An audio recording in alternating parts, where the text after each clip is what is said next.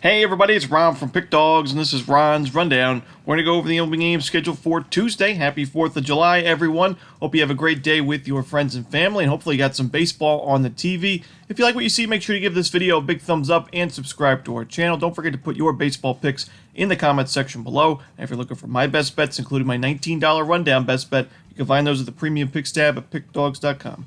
Alrighty, let's get into it. Here are the games for 4th of July.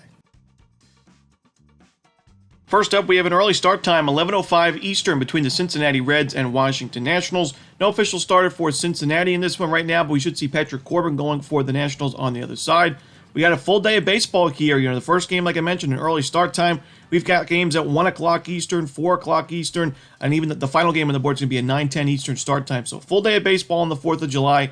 In this game, I like the Cincinnati Reds. Now, we'll have to wait and see who the official starter is, but the Reds have done a pretty good job against left-handed starters this season. Patrick Corbin is coming off a good outing against the Seattle Mariners, but I still think when you look at the full body of work, 5-9 with a 4.84 ERA. He has been slightly better at home, but I don't trust him in this spot. In the last 5 starts overall, he has been giving up a lot of sharp contact. Like I said, his last start was really solid against the Seattle Mariners. He had 9 strikeouts in those 7 innings of work, but that was at a pitcher-friendly ballpark against a team that strikes out a ton. Now you're facing the Cincinnati Reds, who have done a lot of damage against lefty starters this season. I think Cincinnati takes this one, and I also don't trust this Nationals bullpen, so give me the Cincinnati Reds on the money line at Nationals Park.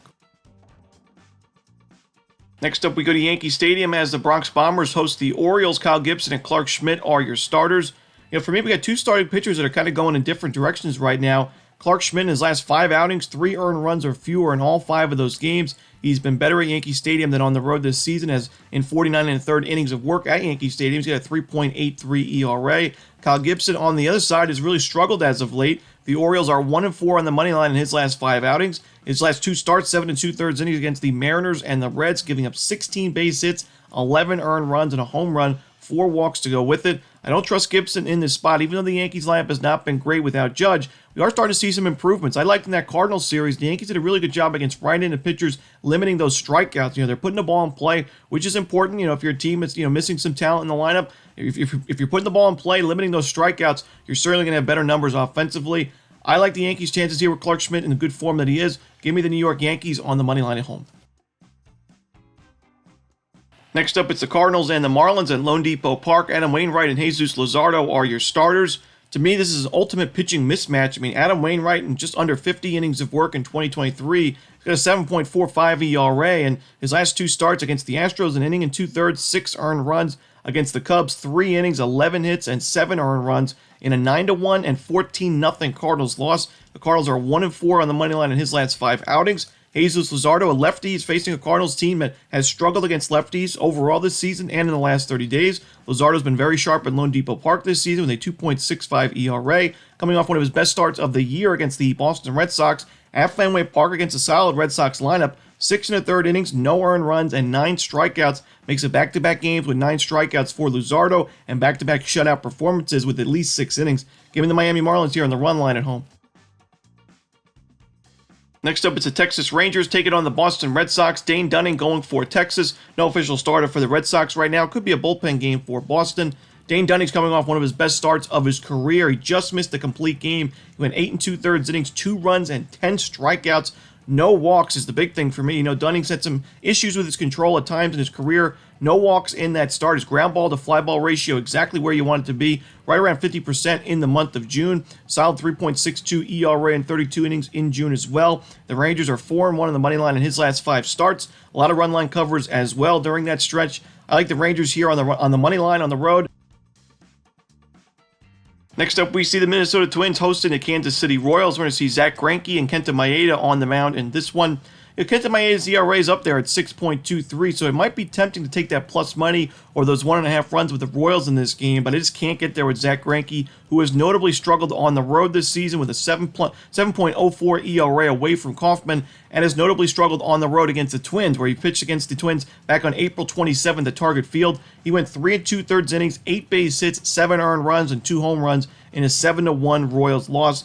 The Twins' offense has been, so-so this year, pretty inconsistent. They are a power-dependent team. They strike out quite a bit, but the problem is with Greinke, he doesn't really miss a lot of bats anymore these days. So I do think Greinke struggles in this spot after a game where he gave up 11 base hits and 6 innings of work with no strikeouts against the Guardians.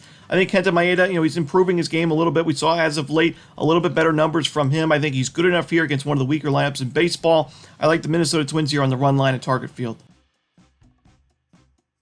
Next up, we go to Milwaukee as the Cubs take on the Brewers. We're going to see Kyle Hendricks and Wade Miley on the mound in this one.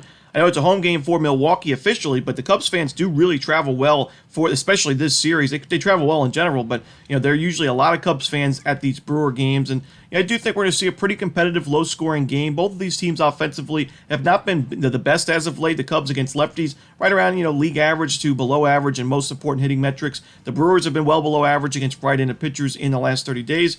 I like the fact that Kyle Hendricks keeps the ball on the ground. He's got a solid 1.77 ERA and a small sample on the road, 20 and a third innings of work. Doesn't really strike out a lot of guys, and we know the Brewers are a strikeout-heavy team, so maybe that would be a little bit of a concern, but I still think Hendricks is the slightly better option here with Wade Miley on the other side, coming off an outing against the New York Mets where he only went 4 innings of work, giving up a home run, 2 earned runs, and 3 walks in that game. His control was not the best. I think the Cubs have the better bullpen as well. When you look in the last 30 days, the ERA for Chicago's bullpen has been one of the best in baseball, so give me the Chicago Cubs here on the money line.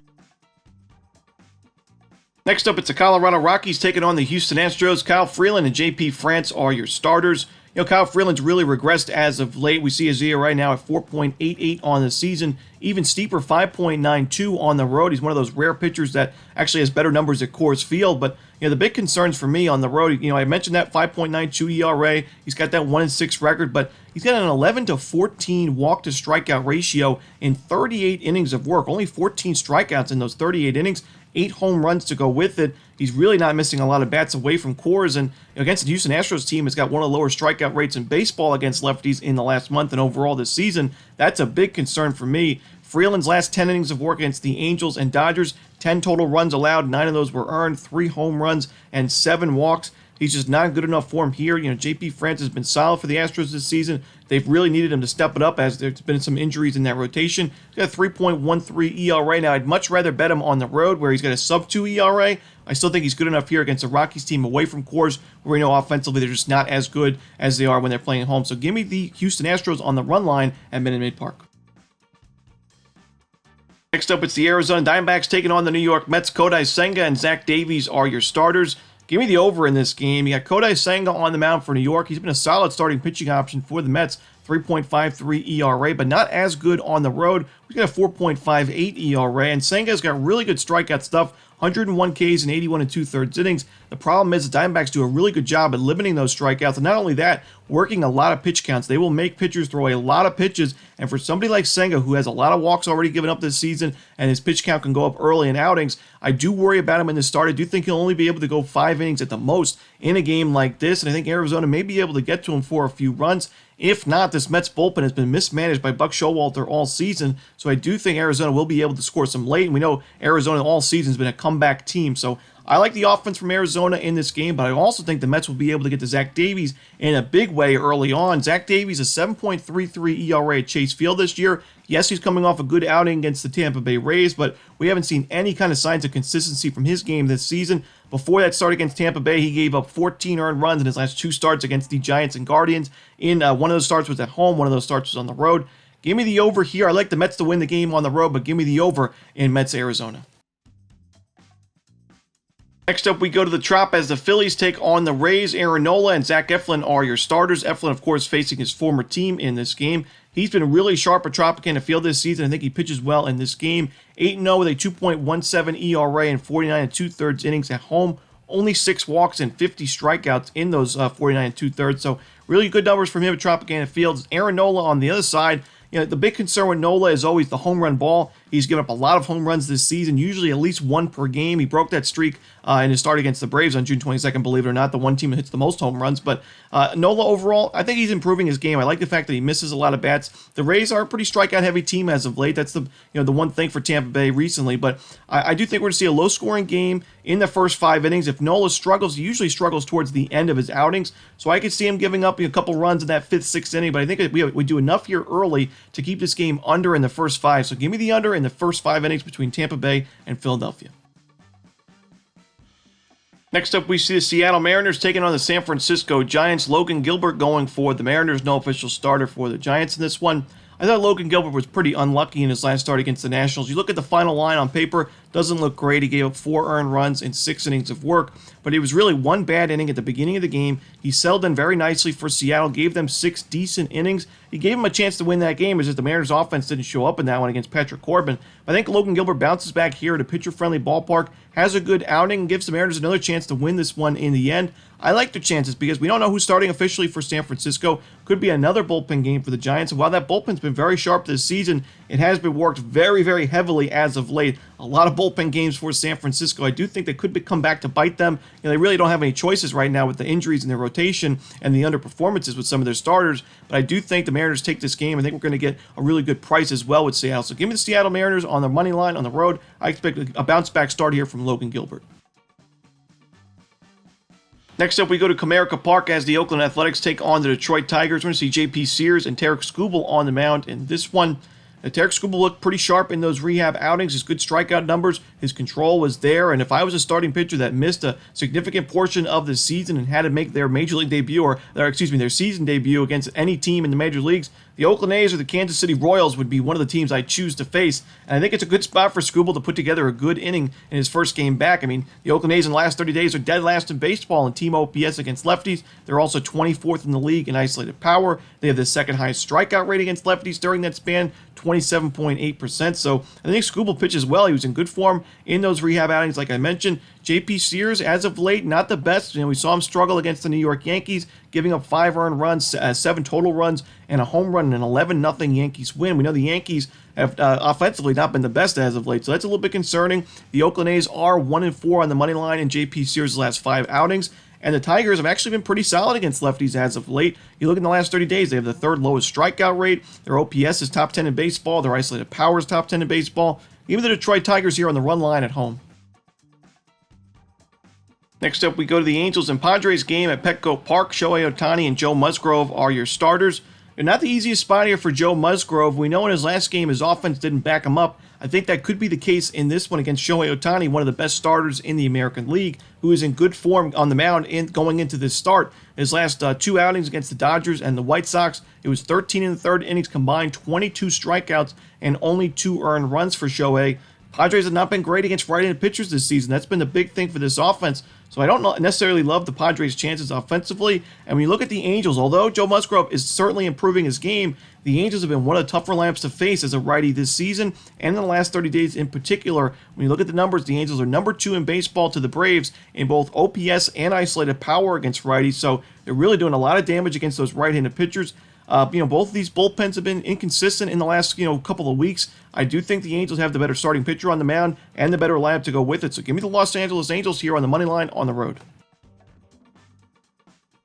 Next up, it's the Cleveland Guardians taking on the Atlanta Braves. We're going to see Colby Allard and Shane Bieber on the mound in this one. I like fading the Guardians when they're facing a strong lefty on the other side. And Colby Allard, he pitched really well in his first start back. 4 2/3 innings, 8 strikeouts, shutout baseball, only 3 base hits, and only a walk in that 3-0 Braves win. Shane Bieber, it's been tough to read him lately. His last start against the Royals was really sharp. 6 innings, 8 strikeouts, no earned runs. But before that, 12 1/3 against the Brewers and Diamondbacks, 9 earned runs, 4 home runs. Strikeout numbers were there, but giving up a lot of sharp contact. The Braves have been the toughest lineup in baseball by far this season against right-handed pitchers, especially in the last 30 days, where they're number 1 by far in OPS and isolated power, a low strikeout rate to go with it. I can't take the Guardians in this game. I just don't think their offense backs them up, backs Shane Bieber up. So give me the Atlanta Braves on the run line here on the road. Next up, we see the Toronto Blue Jays taking on the Chicago White Sox. Chris Bassett and Lucas Giolito are your starters.